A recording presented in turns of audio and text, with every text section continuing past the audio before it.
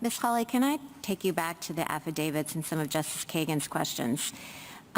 You were talking about Dr. Francis, and as I read her allegations, or as her affidavit reads, she said that her partner was forced to perform a D&C when there was a living fetus, and she said she performed a D&C on a woman who was suffering serious complications. But the fact that she performed a D&C does not necessarily mean that there was a living embryo or fetus, because you can have a D&C after, a miscarriage.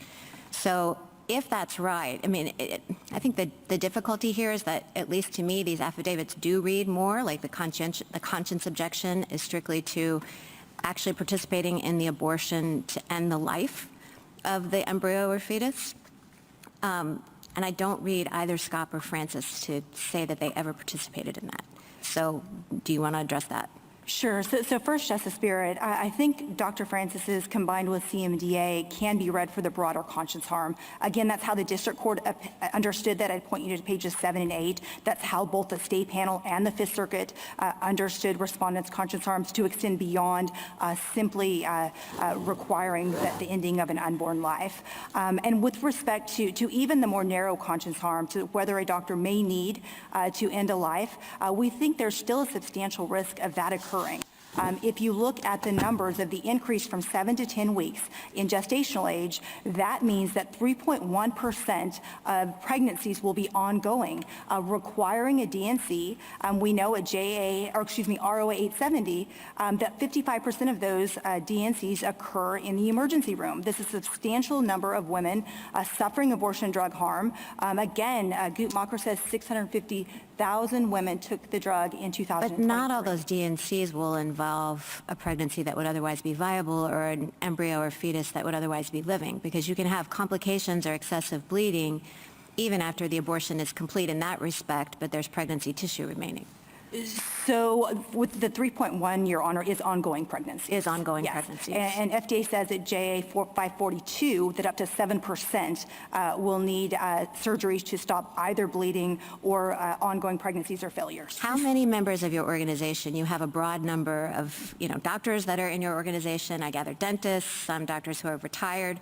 How many members of your organization are OBGYNs who practice in hospitals who might be called into these ERs? There are hundreds of them, Your Honor, but I think, may I finish? Sure. I think in particular that the named plaintiffs are OBGYN hospitalists who spend most of their time on the labor and delivery floors, but also are called to the OR to treat these sorts of emergencies.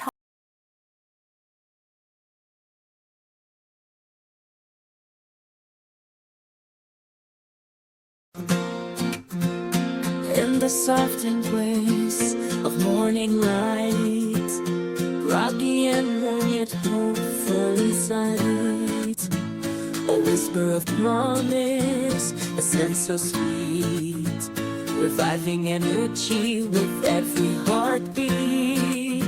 Oh yeah, stumbling down the stairs with grace, favorite mother, cherished embrace.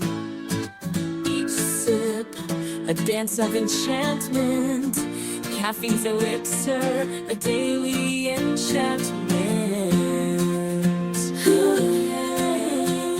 Coffee in the morning, my lifeline. Guiding through life's chaotic design, finding every sip of morning zest.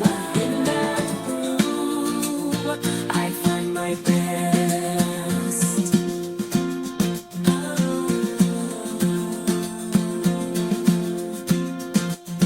The morning sun, a gentle caress, bathing the world in warmth no less. A symphony of flavors in every pore, awakening senses, a ritual to adore.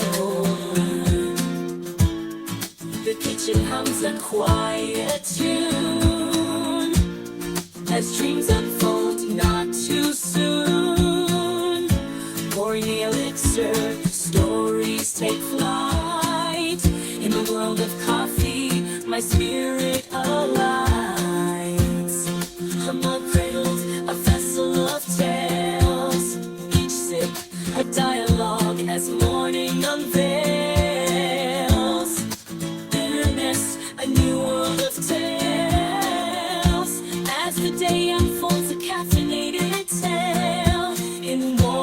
symphony where moments prevail.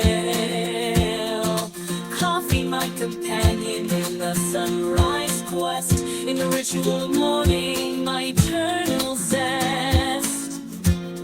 The world awakens a canvas so bright,